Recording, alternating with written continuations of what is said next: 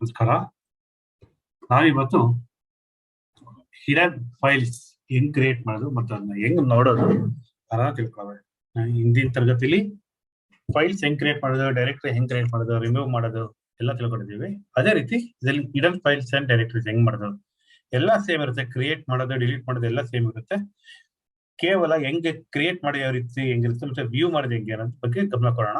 ನಾನು ಇದ್ರಲ್ಲಿ ಜಾಸ್ತಿ ಸಮಯ ತಗೊಳಕ ಡಿಲೀಟ್ ಮಾಡೋದೆಲ್ಲ ಹೇಳ್ಕೊಡಬೇಕಾದ್ರೆ ಹಿಂದಿನ ತರಗತಿ ಹೇಳ್ಕೊಟ್ಟಿದ್ದೀನಿ.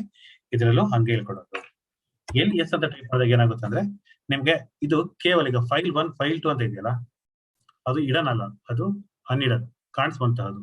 ನಾನೀಗ ಹೇಳ್ತೀನಿ, ನಂಗೆ ಒಂದು ಫೈಲ್ ಕ್ರಿಯೇಟ್ ಮಾಡಬೇಕು.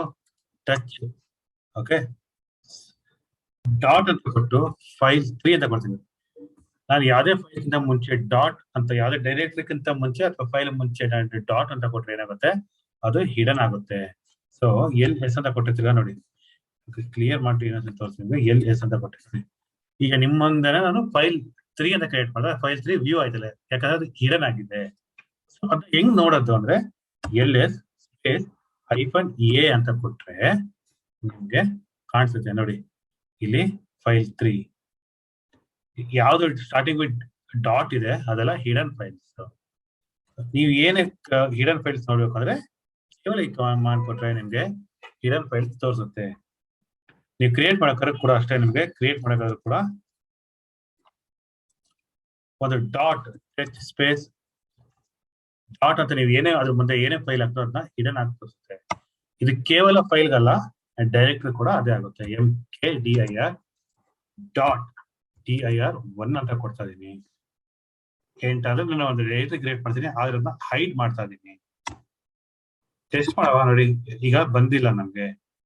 ನಾನು ಆಗ್ಲೇ ಹೇಳ್ತೀನಿ, ಬ್ಲೂ ಕಲರ್ ಇದ್ರೆ ಅದು ಬ್ಲೂ ಕಲರ್ ಅಲ್ಲಿ ಇದೆ, ಅದು ಡೈರೆಕ್ಟ್ ಅಂತ ಆಗುತ್ತೆ. ಬ್ಲಾಕ್ ಅಲ್ಲಿ ಇದ್ರೆ, ಕಪ್ಪು ಬಣ್ಣದಲ್ಲಿ ಇದ್ರೆ ಅದು ಫೈಲ್ ಅಂತ ಆಗುತ್ತೆ. ಅದು ಬಣ್ಣ ಬದಲಾಗಬಹುದು. ನಾನು ಜಸ್ಟ್ ಅದ್ರ ಬಗ್ಗೆ ಹೋಗ್ಬೇಡಿ. ಇಲ್ಲಾಂದ್ರೆ ಎಲ್ ಅಂತ ಕೂಡ ಕೊಡ್ಬೋದು. ಎಲ್ಲೆಲ್ ಅಂತ ಕೊಟ್ರೆ ಇಲ್ಲೇ ನಿಮ್ಗೆ ತೋರಿಸಿದ್ರೆ ನೋಡಿ, ಡಿ ಅಂತ ಇದ್ರೆ ಡೈರೆಕ್ಟ್ರಿ, ಏನೇ ಇಲ್ಲ ಅಂತಂದ್ರೆ ಅದು ಫೈಲ್ ಅಂತ ಕನ್ಸಿಡರ್ ಆಗುತ್ತೆ. ನಾನೀಗ LS-A ಅಂತ ಕೊಡ್ತೀನಿ ನೋಡಿ. ನಾನೊಂದು ಡೈರೆಕ್ಟರಿ ಕ್ರಿಯೇಟ್ ಮಾಡಿದ್ದೀನಿ, ಸ್ಪೇಸ್ ಒಂದು ಫೈಲ್ ಕ್ರಿಯೇಟ್ ಮಾಡಿದ್ದೆ. ಓಕೆ ನೋಡಿ, ಒಂದು ಫೈಲ್ ಕ್ರಿಯೇಟ್ ಮಾಡಿದ್ದೀನಿ, TIR ಬಂದಿದೆ. ಸೊ LL-A ಕೊಟ್ಟು ನೋಡೋಣ. ನಾವು ಎಲ್ ಅಂತ ಕೊಟ್ಟಾಗ ಪೂರ್ತಿ ಪರ್ಮಿಷನ್ ಕೊಡುತ್ತೆ. ಎಲ್ಲೆಲ್ ಅಂದ್ರೆ ಏನು, LS ಅಂದ್ರೆ ಏನು ಅಂತ ಅದು ಮುಂದಿನ ತರಗತಿ ತಿಳ್ಕೊಳ್ಳೋಣ.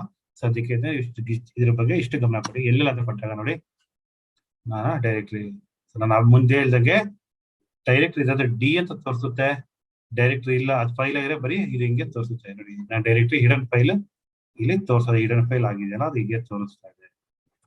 ನೀವು ಇದನ್ನ ರಿಮೂವ್ ಮಾಡಕ್ಕಾದ್ರೆ ಆರಾಮಾಗಿ ಹಂಗೆ ರಿಮೂವ್ ಮಾಡೋದು. Remove DIR space dot DIR ನೋಡಿ, DIR 1 ಕೊಟ್ಟೆ. ಇದ ಬೇಡ ಅನ್ಸುತ್ತೆ ಇದು.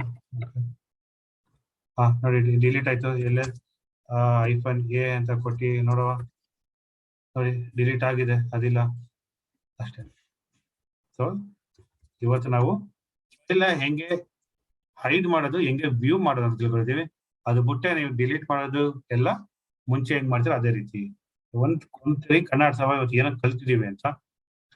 Creating files and directory. Creating files and directory ಹೆಂಗೆ ಅಂದ್ರೆ, ಯಾವುದೇ ಫೈಲ್ ಅಥವಾ ಡೈರೆಕ್ಟರಿ ಮುಂದೆ ಡಾಟ್ ಅಂತ ಹಾಕಿದ್ರೆ ಅದು ಹೈಡ್ ಆಗುತ್ತೆ. ಓಕೆ, ಅದನ್ನ ವ್ಯೂ ಮಾಡೋದು ಹೆಂಗಪ್ಪ ಅಂತ ಅಂದ್ರೆ, ನೀವು LS ಸ್ಪೇಸ್ -A ಅಂತ ಕೊಡ್ಬೇಕು. LS ಸ್ಪೇಸ್ -A ಅಂತ ಕೊಟ್ರೆ ಹಿಡನ್ ತೋರಿಸುತ್ತೆ. ಅಥವಾ ನೀವು ಬರೀ LS ಅಂತ ಕೊಟ್ರೆ ಬರೀ ಅನ್ಹಿಡನ್ ಫೈಲ್ ತೋರಿಸುತ್ತೆ. ನಾವು ಮುಂದಿನ ತರಗತಿಯಲ್ಲಿ ಇನ್ನು ಹೆಚ್ಚಿನ ತಿಳ್ಕೊಳ್ಳೋಣ.